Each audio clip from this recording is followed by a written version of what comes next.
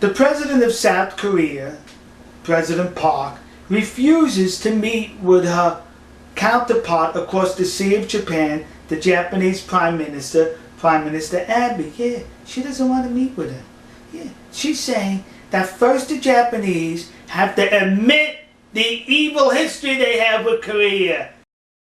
The so-called comfort women. Yeah, that's what she's saying. You better stay out of the Yasukuni Shrine also. So because of those reasons, she refuses to meet with her ally, another democratic country in Asia. But you know who she did meet with? The communist leader of Red China. Yeah, she met him. She went there to Beijing, wherever that place is, to meet with him and greet him. Yeah. Now the Korean Peninsula today is divided. The communists in the north, who are lunatics, and the democratic government people in the south. It's divided today because of China, because of the communists sending their army into the Korean War. You see, the Allies and the South Koreans were going to win that war. They were on the verge of winning it until the communist Chinese sent their military south. So that's who she visited, the communists in China who were responsible for a divided peninsula. But she will not meet with a fellow democratic country across the Sea of Japan because you need to atone for what you did. To which I have to say, really? Or as we say in Japan, Majikayo! What she's really doing here, she's scapegoating. She's deflecting from the sins of her father. Does she feel responsible for the sins of her father, that she does not want it to be resurrected among the populace in South Korea? So to keep it suppressed, she has to keep pointing the fingers across the Sea of Japan to stir up the hate towards the Japanese? Her father was a distinguished officer in the army. Yeah, but not in the Korean army, the Japanese Imperial Army. He's South Korean. And during the war, he served in the Japanese Imperial Army with such distinction that he was raised in ranks to an officer, with such distinction that he was placed in a Japanese Imperial unit that was an elite unit in Manchuria, because he served so well and with such distinction. Yeah, I'm not going to say anything negative about him. Let's just say he was an honorable Korean. Anyway, so while he was serving in the Japanese Imperial Army, do you not think perhaps he visited a comfort women's station? Now, would this honorable man have gone to that comfort women's station if there were 4 sex slaves, 200,000 of his fellow citizens? First of all, he would not have joined the Japanese Imperial Army. What honorable man would do that, join the army that's forced 200,000 of his fellow citizens into sexual slavery?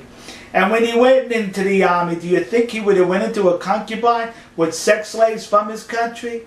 No. But you want to know, there's another reason why she's trying to cover the sins of her father. In 1965, when the nation of South Korea and Japan engaged in a treaty, he was the president. And in this treaty, the Japanese government paid millions, hundreds of millions, to the South Korean government as to close all these claims and to pass the money on to the victims. He didn't pass the money on to the victims because he knew they weren't victims. They were well-paid prostitutes. The South Korean government kept that money and used it for infrastructure projects. Another reason President Park is deflecting attention away from her family's history, and directing the criticism and scorn across the Sea of Japan to the Japanese people is because of a law that they passed or enacted somewhere, I think in 2005 or 2006, that reads that anyone of Korea, any Korean who collaborated or stood with the Japanese during the Second World War and before, they will confiscate all your assets. Yeah, that's it, kids. You stood with the Japanese, we're taking everything you own. Well, her father, he was an officer in the Japanese Imperial Army. So according to this law, they could take everything he owns. But there's just one aspect of this. He's dead. He was assassinated. And I wonder if his assassin is a national hero, as other national heroes in South Korea were assassins. I think 2 of them. So now you're saying, so what does she have to worry about? He's dead. What are they going to confiscate? Well, you see, the South Koreans took care of that. They took a cue from their brothers and sisters north, the communists in North Korea. They put into the law, and their descendants' assets will be confiscated. Yeah. So people not yet born, who are of the same blood as her father, they can have their assets taken away.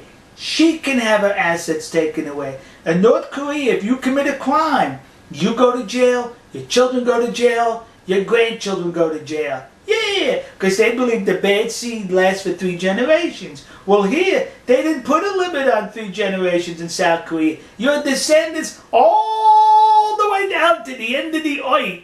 Yeah. Now, what kind of lunacy is that?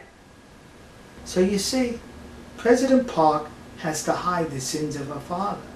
And she can only do that by resurrecting the hate across the Sea of Japan to the Japanese people. See? So now, is she stupid? Is she ignorant? Or is she a clever politician? Whatever she is, she's scapegoating. We'll see you. God bless you. God bless America. And God bless the nation you happen to be in. See ya.